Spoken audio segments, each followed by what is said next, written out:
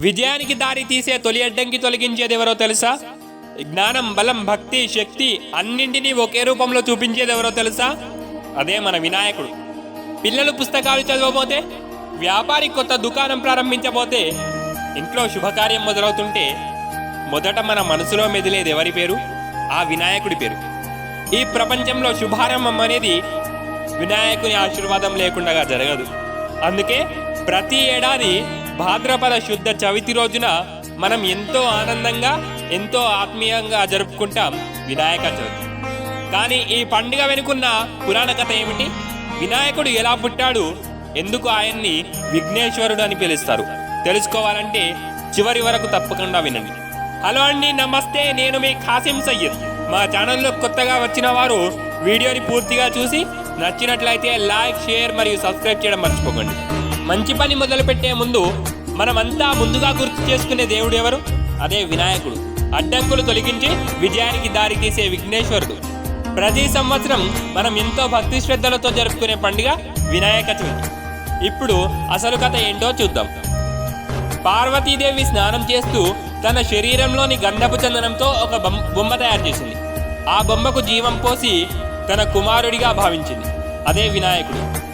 అయితే ఒకరోజు పార్వతీదేవి స్నానం చేస్తున్నప్పుడు వినాయకుడిని గుమ్మం దగ్గర కాపలా గాయమని పెట్టింది. ఆ సమయంలో శివుడు వచ్చి లోపలికి వెళ్ళాలి అనగానే వినాయకుడు అడ్డుకున్నాడు. కోపం వచ్చిన శివుడు వినాయకుడి తలను నరికివేశాడు. అది చూసిన పార్వతీదేవి గుండెలు పగిలేలా ఏడ్చేసింది. నా కొడుకుని తిరిగి బతికించు అని శివుణ్ణి వేడుకుంది. అప్పుడు శివుడు ఉత్తర దిశలో మొదటగా కనిపించిన జీవికి శిరస్సు తెచ్చి అమర్చమని చెప్పాడు.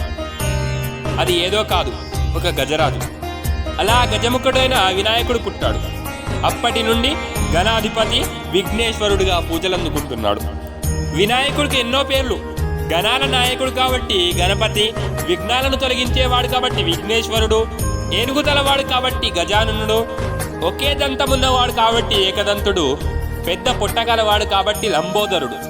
ఏ పని మొదలుపెట్టినా ముందుగా ఆయననే స్మరిస్తాం. అందుకే ఆదిదేవుడు లాంటి మొదటి ఆహ్వానం గణపతికి.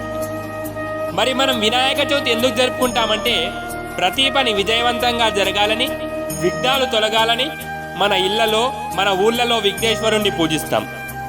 10 రోజుల పాటు వినాయకుడిని పూజించి చివరిలో నిమజ్జనం చేస్తాం. దీని అర్థం ఏమిటంటే ప్రకృతిలోంచి పుట్టిన దాన్ని తిరిగి ప్రకృతికి అర్పించడం మరియు సమాజంలో ఐక్యత, సోదరాభావం పెంచడానికి ఈ పండుగ ఒక చిహ్నం. అందుకే వినాయక ఉత్సవాలు ఎంతో ఘనంగా జరుగుతాయి. వినాయక చవితి అంటే పండుగ మాత్రమే కాదు, ఇది మనం కొత్త ఆరంభాలకు స్వాగతం పలికే రోజు. మన ఇళ్లలో గణపయ్య విగ్రహం పెట్టి పూజ చేసి మళ్ళీ నీటిలో నిమజ్జనం చేయడం వెనుక ఓ గొప్ప సందేశం ఉంది. అది ఏమిటంటే ఈ జీవితంలో ఎదుర్కొనే అడ్డంకులు తాత్కాలికం, మన హృదయంలో ఉండే విశ్వాసం, నమ్మకం మాత్రం శాశ్వతం. గణపయ్యను మన ఇంటికి ఆహ్వానించడం అంటే సంకల్పం ప్రారంభం. గణపయ్యను నిమజ్జనం చేయడం అంటే అడ్డంకులు ముగింపు. అంతేకాదు, గణపయ్య మనకు నేర్పేది ప్రతి ముగింపు కొత్త ఆరంభానికి మొదలు.